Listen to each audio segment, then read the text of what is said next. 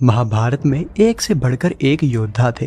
कुछ योद्धा तो ऐसे थे जिनके रणभूमि में उपस्थित होने से ही शत्रु सेना में भय का माहौल बन जाता था। प्रत्येक व्यक्ति की दृष्टि में अलग अलग योद्धा सर्वश्रेष्ठ हो सकते हैं। किसी के लिए अर्जुन सर्वश्रेष्ठ थे तो किसी के लिए कर्ण, किसी के लिए अश्वत्थामा तो किसी के लिए भीम। कोई बार्बरिक को तो कोई घटोत्कच को सर्वश्रेष्ठ योद्धा मानेगा, कोई एकलव्य को तो कोई द्रोण या फिर भीष्म पितामह को। यूं तो महाभारत के सभी योद्धा समान शक्तिशाली योद्धा थे, लेकिन हमारे मुताबिक केवल एक ही ऐसा योद्धा है जो महाभारत का सबसे ताकतवर योद्धा कहलाने के लायक है। वह योद्धा है सूर्य और कुंती पुत्र कर्ण। वही कर्ण जिसने परशुराम जी से शिक्षा ग्रहण कर महाभारत युद्ध में ऐसा कोहराम मचाया जिसके चलते श्री कृष्ण और अर्जुन को छल का सहारा लेना पड़ा। आखिर कर्ण को ही क्यों मानते हैं सर्वश्रेष्ठ योद्धा, इसे जानने के लिए इस वीडियो को अंत तक देखें। लेकिन उससे पहले हमारी वीडियो देखने वाले 99% लोग हमारे चैनल को सब्सक्राइब ही नहीं करते। अगर आप भी उन 99% लोगों में आते हैं तो चैनल सब्सक्राइब जरूर करें।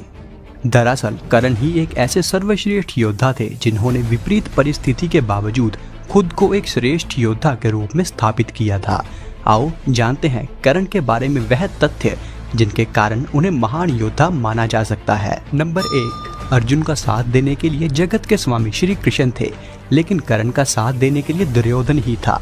अर्जुन पूर्ण रूप से श्री कृष्ण पर आश्रित थे, जबकि दुर्योधन खुद कर्ण पर आश्रित थे। अर्जुन को समझाने वाले भगवान श्री कृष्ण थे, जबकि कर्ण अकेले थे।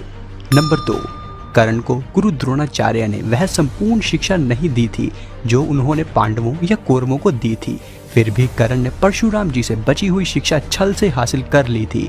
यदि कर्ण अर्जुन के बराबर योग्य नहीं होते तो भगवान परशुराम कर्ण को शिक्षा देने के लिए तैयार ही नहीं होते।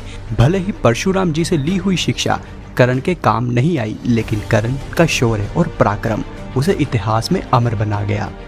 नंबर 3, कर्ण एक सच्चे मित्र होने के साथ साथ दानवीर भी थे। स्वयं भगवान श्री कृष्ण ने इस बात की पुष्टि करते हैं कि कर्ण से बड़ा दानवीर कोई नहीं। नंबर 4, श्री कृष्ण की योजना के तहत कर्ण के कवच और कुंडल को छल पूर्वक अर्जुन के पिता इंद्र द्वारा हथियार लेने के बावजूद भी कर्ण ने युद्ध को एक युद्ध की तरह ही लड़ा। नंबर 5, कर्ण ने जरासंध को अकेले ही हराया था, वहीं भीम ने श्री कृष्ण की मदद से जरासंध को छल से हराया था। नंबर 6, जिस तरह अर्जुन के पास गांडीव धनुष होने के कारण उन्हें गांडीवधारी कहा जाता था, उसी प्रकार महारथी कर्ण के पास एक ऐसा अद्भुत धनुष था जिसका नाम था विजय धनुष, और इसी कारण ही कर्ण को विजयधारी भी कहा जाता था। कर्ण अपने इस विजय धनुष के कारण पूरी दुनिया में अजय माने जाते थे, क्योंकि कर्ण के इस विजय धनुष के कारण ही भगवान श्री कृष्ण ने अर्जुन से यह कहा था कि जब तक कर्ण के हाथ में उसका विजय धनुष है तब तक तीनों लोगों के योद्धा भी एक साथ मिलकर उसे हरा नहीं सकते। विजय धनुष में ऐसी बहुत सी खूबियां थी जो अर्जुन के गांडीव धनुष में नहीं थी। कर्ण का विजय धनुष मंत्रों से इस प्रकार से अभिमंत्रित था कि वह जिस भी योद्धा के हाथ में होता था उस योद्धा के चारों तरफ एक ऐसा अभेद घेरा बन जाता था जिसे भगवान शिव का पशुपति अस्त्र भी नहीं भेद सकता था। नंबर 7, कर्ण ने कुंती को वचन दिया था कि वह उनके 4 पुत्रों की जान नहीं लेगा, लेकिन वह सिर्फ अर्जुन से ही युद्ध करेगा। युद्ध के दौरान ऐसे कई मौके भी आए जब कर्ण का सामना भीम, युधिष्ठिर, नकुल और सहदेव के साथ हुआ। वह चाहते तो उन सभी को मार सकते थे, किंतु उसने ऐसा नहीं किया, क्योंकि एक योद्धा का वचन ही उसके लिए सर्वश्रेष्ठ होता है। नंबर 8, जिस द्रुपद को 105 भाई मिलकर जीत पाए थे उसे कर्ण ने दिग्विजय के दौरान अकेले ही हराया था। प्रग ज्योतिष्य के राजा भगदत्त, जिसे राजसूय यज्ञ के दौरान अर्जुन नहीं हरा पाए थे, उसे भी कर्ण ने हराया था। नंबर 9, अश्वसेन बाण की साधना दोबारा ना करना, यह भी श्रेष्ठता का प्रमाण है।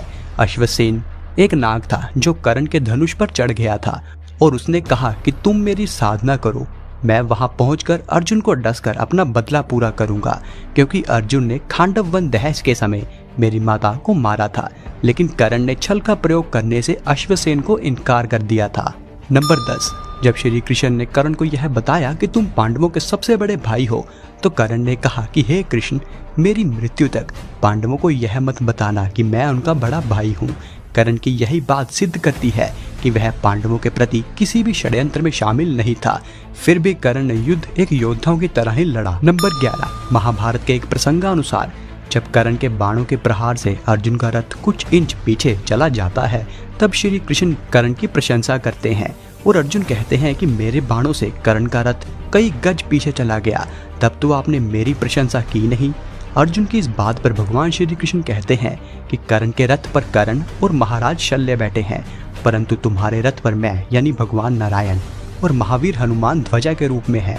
तब भी कर्ण ने तुम्हारे रथ को पीछे धकेल दिया। सोचो यदि महावीर हनुमान नहीं होते तो क्या होता। दोस्तों, कर्ण की जितनी तारीफ की जाए उतनी कम है। कर्ण कर्ण है और अर्जुन अर्जुन। इनकी कमेंट्स में अब तुलना ना ही करें, क्योंकि अर्जुन और कर्ण अंत में दोनों ही भाई थे।